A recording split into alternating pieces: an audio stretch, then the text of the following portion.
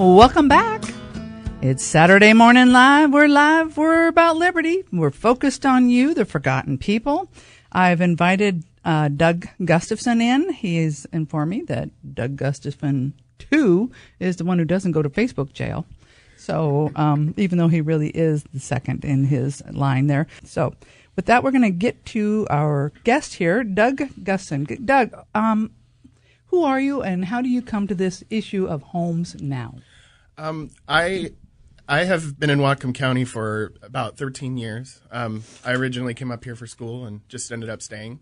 I have been a small business owner for 9 years. How I can explain how I got involved with Homes Now directly, but why did I get connected to this issue? Yes. Back when the economy had an issue, or it got worse in like 2008, 2009, I was not able to find work for a long time, like 6 months or something like that. And so, and I can do programming, I can do computer stuff, anything really, but I was not able to find any work after the economy tanked. So I started my own business, and well, thank you for doing that. Yeah. Hey, you know what? I like more people to think of themselves as their own business and not as an employee. And I can't go back now that I've had a That's small, right. Yeah, you've had the taste of that independence. Right. I you can't bet. go back. But the main takeaway from it, though, is that I realized in that time that I was struggling, that, and I see the homelessness going up, like, oh, that could have been me. That definitely could have been me if, because in that 6 month period, I have friends and family, and they were able to help me out, and then eventually I was independent after I started my business. So, right. But there's a lot of other people that don't have that network of. Yeah, you had a good network of relationships and people who were able to support you. Yeah, and I see that there's a lot of people that don't actually have that. So it's just that connection of this could have been me, or this could have been my family, or this could have been my friend. Okay. So let's talk about Winter Haven. It's you were instrumental in that. And what is Winter Haven? Winter Haven is a temporary tent encampment that is in the parking lot of Bellingham City Hall at 210 Lottie Street. Anybody that wants to visit it and check it out, they should go down there and just talk to people that are down there, the residents, also the volunteers. It was what was I going to say? You're talking about Winter Haven? Yeah.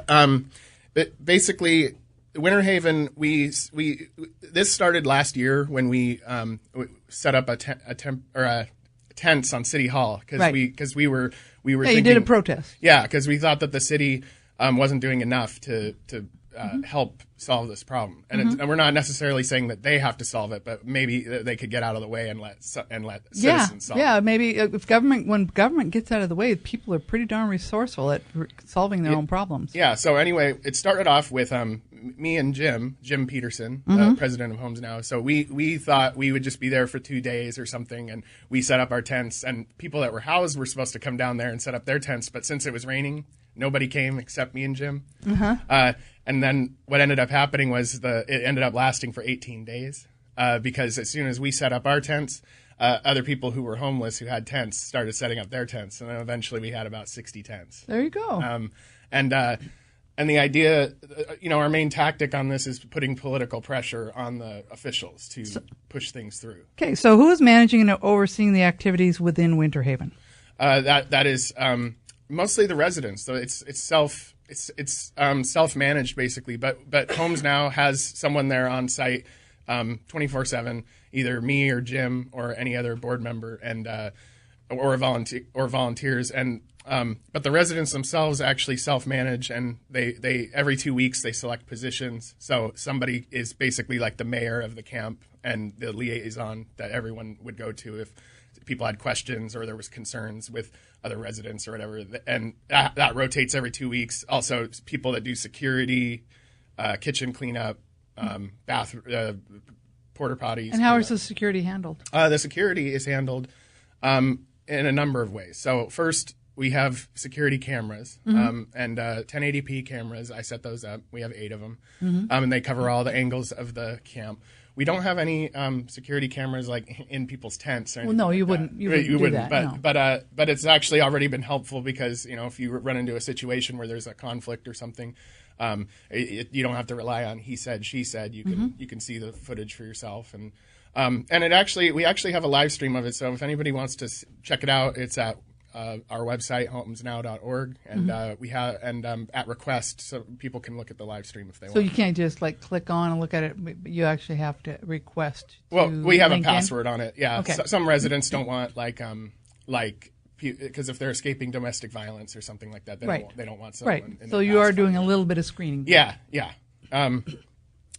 And also we have someone that's on security at all times. So even if it's 3 a.m, there's somebody that's in charge of security, and usually it's a resident.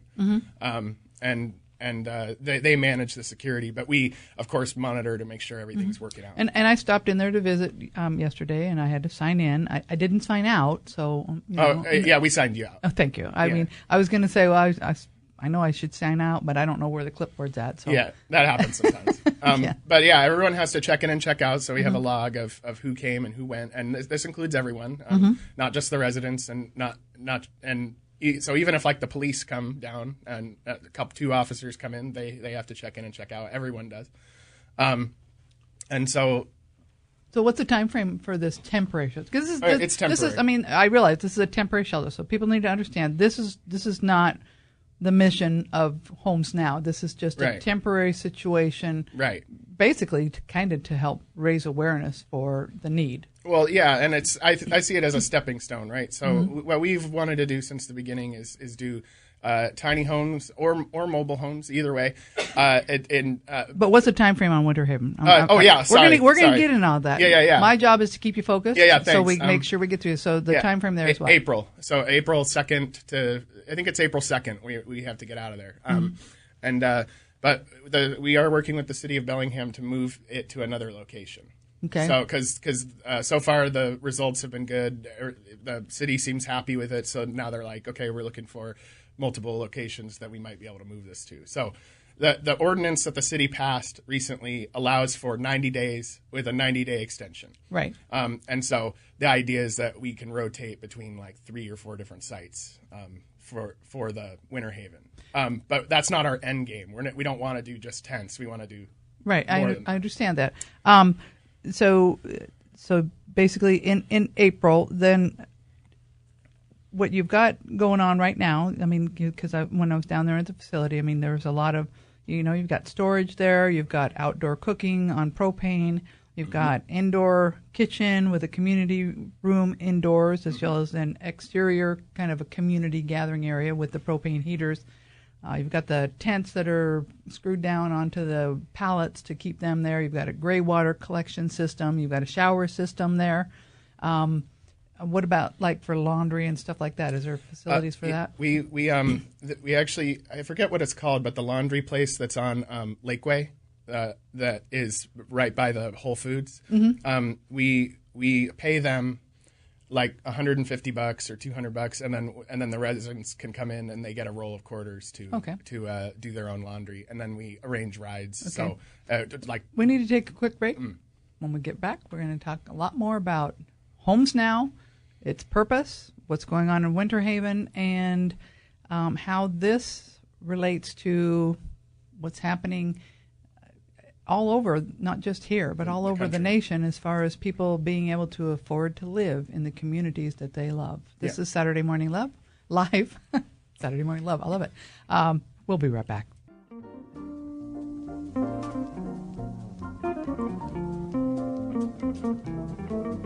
I like jazz. I do. Well, so do I. That's why I put it up. There, a little doo-wop. A little Oscar Peterson and Joe Pass. Yes. Welcome back. Yes, it's Saturday Morning Live. We're live about liberty, focused on you. In studio with me is Douglas Gustafson II, because you're the one I'm talking to the guy that's not Facebook banned. And when you are one of the founders of Homes Now, and what is the goal for Homes Now? Long term. It's basically your mission statement. Yeah, it's basically our slogan, ending homelessness one person at a time. So we want to we want to end homelessness. That's our goal, but we know that we won't be able to do it alone. So we can help. And our basic method is treat people as individuals. Everyone has individual different reasons why they're homeless and different things to help them get out of homelessness. And that's something we didn't get into when we were talking about Winter Haven. Right. How do you screen for the people that you brought into Winter Haven to keep it a safe place? There was a screening process. Yeah, the screening process is that anyone that wanted to live at Winter Haven had to apply on our website, and it's a form that they fill out. That's basically questions like how did you become homeless and what are your needs and stuff like that. And so based on that, we basically let everyone come in for an interview, and we do interviews with them. When we did them at the library, and from there, it's like a job interview. You see if the person is going to be a productive member of the community of the camp, or if it seems like they have too many issues to where they won't. You were screening for mental health issues that you would not be able to handle within there, right? And screening for drug abuse problems that you would not be able to handle in there, right? You in our conversation you talked about if they got a green card for medical needs for marijuana use, okay, but otherwise drug free. Right. Correct. Okay. It's drug and alcohol. I mean that's right. They're all drugs. Yeah. Okay? Of course. But your smoking is on site, or vaping, is that allowed? Tobacco and marijuana, yeah. Okay. And it's medical marijuana. Medical marijuana, yeah. Okay. And so everyone that smokes marijuana that has a green card, so they have their prescription for that. Okay. I mean, because we do see Jim smoking marijuana quite a bit on video. Okay. Yeah. And is that a medical marijuana need too? It is. Okay. Yeah. All right. Same with me. I have mine. Okay. I have seizures, so that. Okay. Yeah. So epileptic seizures. Yeah. Oh, okay. Very good. Yeah, not that often, but. Enough. One is enough. Yeah. One is more than enough. So, getting them back then to and employment. What number of people or percentage of people that are living in Winter Haven are actually employed, either full-time, part-time, or whatever? I think out of like the 22 residents we probably have about 4 people or 5 people that have jobs. Most of the residents are actually are on disability. SSID. Yeah. They have medical conditions, stuff like that prevents them from working. And so it limits how they're able to work, right? Because if you start working, people. You talk about SSID, okay? I mean, and this is getting a little bit off, so I'm not going to spend much time here. SSID basically just says that you have a disability. Yeah. Doesn't mean you can't do anything. Correct. The problem with SSID is that they give you too little, but they do provide for your medical needs, and then they take it away if you start to make some money. Oh, it's incredible. My husband has somebody working with him, and he's on SSID, and he's capable of working a lot more.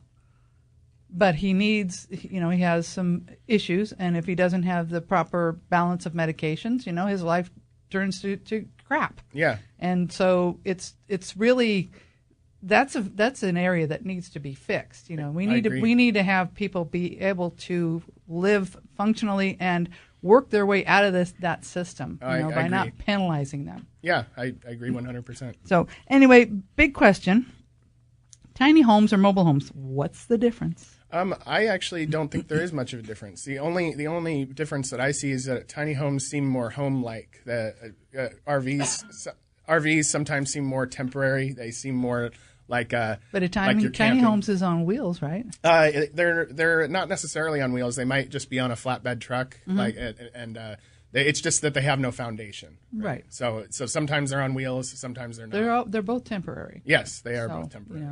In order for it to be a permanent fixture, you have to have a foundation set up on and everything. So, yeah.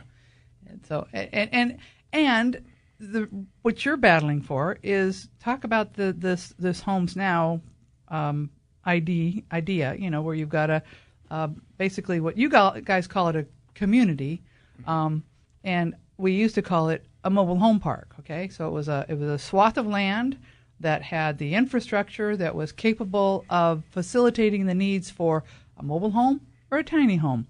But we don't allow that anymore. We have regulated them out of existence in as far as any new capabilities in Bellingham and Whatcom County. They don't allow it. Although somehow we got a whole lot of them out there in Lake Whatcom, down there by Wildwood. Drive down there sometime. It's amazing the number of tiny homes that are out there that are temporary, and that's how they got them in. Thank you, Pete Grumman. But we can't seem to do that anywhere else. And it's quite nice. It's quite attractive. Mm-hmm. I am not opposed to having tiny homes, mobile homes. Those are the stair step towards home ownership that people need. I agree, and I think the reason why is because part of the biggest expense for most people is rent, right? Mm-hmm. Yes. So that provides an extremely low cost rent solution, so that you can save up money to then move on to a better place. If you're constantly paying all your income toward your apartment's rent, then there's no way you'll be able to save up and get out of and own your own home or anything like that. Right, and that's the whole premise of our collective society here, is that middle income person who is able to own something, and you can use that productively, leverage it for taking care of yourself, your family, your needs, I agree. And security. You have a lot better rent security if you've got a mortgage and you know what that payment's going to be and everything else, as opposed to a landlord with rents who's subject to the basically what happens with demand. When demand goes up, it's crazy, and we're not planning for proper growth. Yeah, I agree. So when you talk to the City of Bellingham, or your talks with Whatcom County, because I believe it was Tyler Bird was kind of one of the main facilitators in helping to sort of promote you guys and get things rolling a little bit. I don't know if he's still involved or not. Not at this stage, but he actually did help us because when we went to the county, he liked the idea of tiny homes and was basically like, why can't this happen?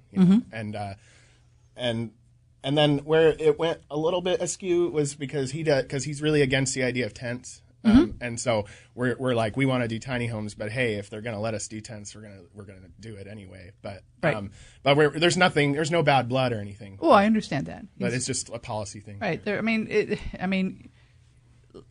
In my personal opinion, I'm not speaking for anybody else, this Winter Haven merely shows a symptom that there are people out there who would like to have a safe and secure place to rest their head. Yeah, correct. And for whatever reasons, if it's the lack of affordable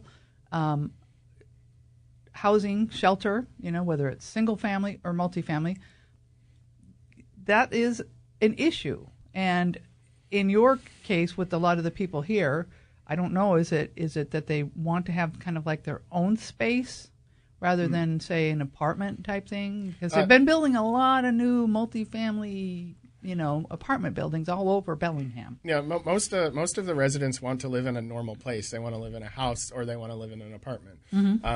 A lot of times it's just an income situation. They don't have enough income to afford that apartment, but if they could, they would get in. And so a lot of times the people that we're serving are people that have, for whatever reason, fallen through the cracks of the standard nonprofits like the Opportunity Council or the Drop-In Center or right. I mean, I'm not as familiar with what the Opportunity Council does, other than they help people with paying for apartments and stuff like that. Yeah, they find housing, but there's not enough, of course. So everyone's. And then with the Drop-In Center, that is merely kind of a place to help push the people who are basically hanging out on the sidewalks, warehousing, into an area to make it so that they've got a place to go during that. And if they choose to, they can. They just can't. They can't. Whatever happens on the outside of the Drop-In Center is not really the Drop-In Center. It's everything inside. Right. So it's people have a misconception on what actually goes on in there. And the missions it has the same goal as yours as far as helping homelessness. But a lot of their goal is to try to help those people to find the root cause of what is causing their homelessness. Yeah, that's not. Yes, but you're also more of a bridge for the people. Let's say, hopefully if somebody who's made it through and taken care of the issues that are related to their homelessness, they're able to connect with a group like yours who can help them then move into finding shelter, and you kind of bridge them through until they're able to afford to do it on their own. Right. Correct. So we need to take a quick break. When we come back, we're going to talk a little bit more about your funding and how all that stuff is working and where you guys are at. So this is Saturday Morning Live, and we'll be right back.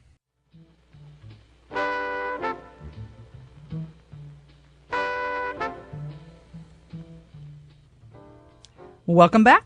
It's Saturday Morning Live. We're live. We're about liberty. We're focused on you. And today we're talking about the homeless. We're talking about the bridge out of homelessness. And that's why I've invited Doug Gustafson here to talk about Homes Now. And we've been talking a little bit about, which we need to finalize. You've got this plan on your website of a community that somewhat resembles what you've done at Winter Haven. So how would it be different with your Homes Now type of environment as opposed to what's going on in Winter Haven? Because cause you've got community areas there and stuff like that. Talk a little bit about what you would like to see happen with what we used to call a mobile home park, which you guys would now call tiny homes villages. Yeah. I guess the only difference would be that it's pooled resources, so to speak. So people have their own home, but they might not have their own, bathroom or sink in their own home. Mm-hmm. So there's a common area where they can do all that. Community area. Yeah. Mm-hmm. And that the reason for that is that you can provide the service with very little cost. Mm-hmm. So if people don't have enough money, there's an option for them. And right now it's tense, but we would like it to be more like a neighborhood with either mobile homes or tiny homes, but have a basic set of services for people. A lot of those mobile homes right now, they have a community center. Yep. I mean, yes, they've got their own bathroom, stuff like that, but they've provided a community center because they are smaller. Yeah. And so we all have family, we have friends, and so those community areas allow them to, bring people in and use the facility, and they in commonality and share it. Yeah. You could have other things like, I'm sure some probably have like a swimming pool, an exercise area there, green space, all that kind of shared type of thing that we all enjoy, but maybe can't afford in a single family housing environment. Right. And money, funding. Where is your funding coming from? Are you taking any government money? We do not take taxpayer dollars. And why not? And we never will. And why not? Because we don't want we don't want them to pull the strings on us, the government, to say, hey, if you do it this way, then we'll cut your funding. You have to do it the way we want it. Mm-hmm. The other reason is because we don't want to make anybody else pay for something that we want to support. So we don't agree with taking tax money from somebody that doesn't want to help toward this and putting it toward what we're doing. Okay. So we've got a caller on the phone, okay. Randy, and Randy's got a solution. And Randy, I'm going to tell you right now, we all have solutions. It's just whether or not the government's going to let us do them. Well, yeah, I think I do. I think a lot of the problem with this homeless problem is the insistence on providing each person with a complete separate housing unit, which of course is very expensive. If any of you have ever been in any of this public housing they're building downtown or low-income housing, these are like beautiful apartments. Mm-hmm. And of course cost a lot of money to build. Yes. And I think a better alternative would be go to cheaper routes so we can provide something for everybody. When I worked in Alaska for many years, and while I was up there, we lived in bunkhouses. Mm-hmm. These bunkhouses were huge, usually 2 to 3 stories, and each floor we had a communal bathroom with maybe 6 showers and 6 toilets and so on and so on and so forth. And then we had a communal mess hall. Mm-hmm. Now, why can't we do something like that here? Just build a huge bunkhouse. All they really need is a room and a bathroom. Most of these people qualify for food stamps, whether they know it or not. Right. You could take that food stamp money of $200 a month for each person, right, and use that to buy food and provide adequate meals in a communal mess hall. We could do it all very affordably at probably a tenth of the cost. And they can do it all privately on their own without the government. Even if they're on food stamps and that, they so long as they're all have a community area like that. The only thing preventing us from having a lot of solutions is we have somehow regulated out the ability to have these stair steps, these stepping stones into okay, for myself, I like a single family house, home. And that is something that I aspire to. And I'm sure a lot of other people, I mean, according to the poll, 75% of America does. But it's very difficult in today's wages and the cost of housing for a single family home based on numerous different reasons. But if it's $50,000 before you even break ground, that takes it out of the realm of most people. Those stepping stones need to be restored so that people have the ability to have shelter, Randy. And then we have to do something in order to get our single-family housing affordable again, which means you have to plan for it. You've got to put in the infrastructure for it. It's supply and demand, and the more that we regulate it, the less of it that is going to happen because it becomes more expensive and prohibitive for people to do that. I appreciate your comment. It's very relevant. And again, Doug, it's like you said, it's just having the ability to implement these solutions. Yeah, agreed. Well, we're so agreeable. So talking a bit about how you said that you're not taking money from the government. Private donations. Right. So how are you managing the operations? Are there paid positions there? Will there be paid positions? I know one person when I was there saying, we'll never charge for anything. Well, that's easy to say when you're a small operation, okay? Right. And volunteers are necessary in any endeavor like this. Right. But the bigger you get, there's a lot of responsibility there. Yeah. And volunteerism can tend to kind of drop off if it sucks up all your time. Yeah, and that could happen. One thing about homes now, though, is we're very adaptable. So as the situation changes, we can change quickly.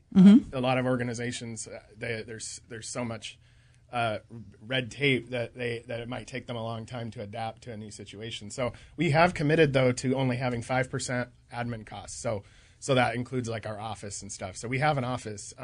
But the amount of donations we receive, only 5% goes toward admin costs. So my attitude is I'm guessing that we'll never have to have an employed staff. But if we did, it would be when it's at the point where 5%, or maybe it'll change to 10% or something. If only that amount it can cover the cost of somebody working full-time or whatever.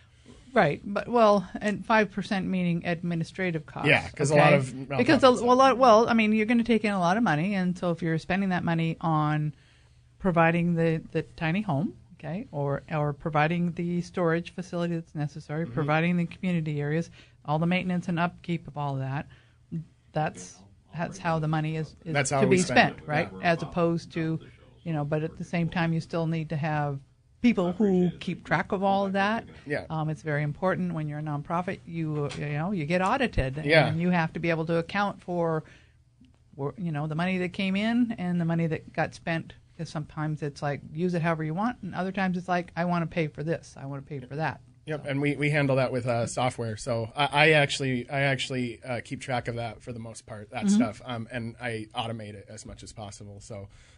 We have software and records in that software that indicate where everything was spent and everything like that. So, so it's not actually a lot of manual work. It's just a robotic process. Right, but I'm just saying that's something that still has to the more if you're successful, and the more successful you are, there's a lot of time involved in all of that. And we'll adapt accordingly. Yes.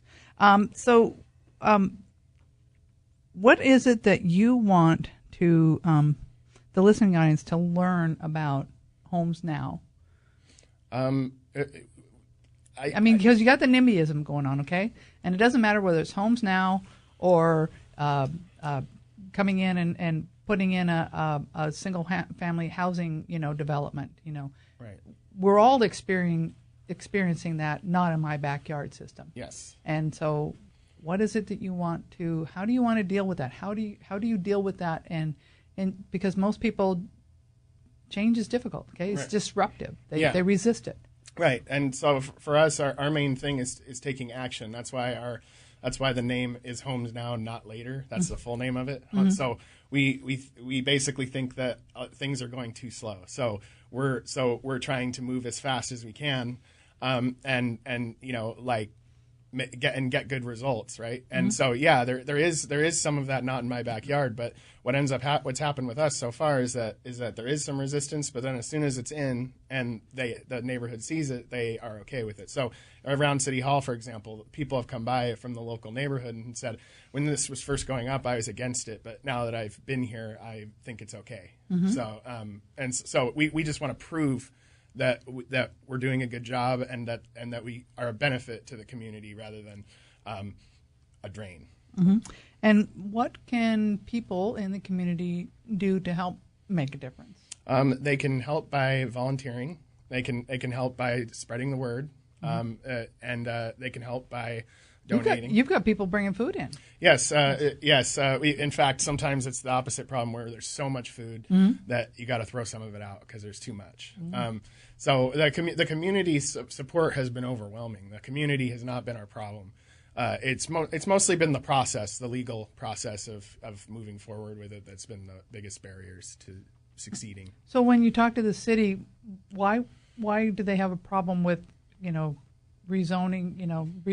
The changing the zoning so that people have the ability to put in these type of facilities? I mean, do they actually tell you why? No, not really. They just say that we can't do it because of zoning and stuff like that. So but they created those zoning. No, I know. And I'd be in favor of rezoning. Because some people want to keep it as like a small little town, and so they desperately try to prevent growth, and they don't plan for growth, but the growth happens anyway. That's right. And yep. Well. We're getting the high sign, and that's okay. I want to thank you for coming in and talking to the people. I want people to pay attention to this. Homes Now is not a bad organization. They have a purpose. They are definitely exemplifying a need. There are many solutions out there. We just got to get government regulations out of the way so that we, the people, can make it happen. Thank you very much, Doug. Glad to help. Thanks. And everybody else, have a great weekend. This is Saturday Morning Live, signing off.